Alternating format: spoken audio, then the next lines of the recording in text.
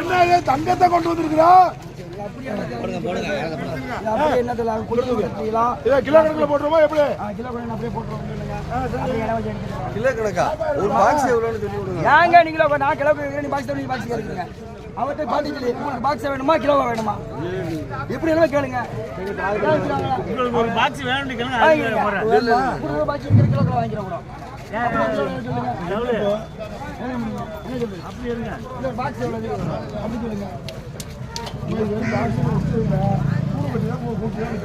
கொஞ்சம் கொஞ்சம் அள்ளி தண்ணி யாரே போடுங்க.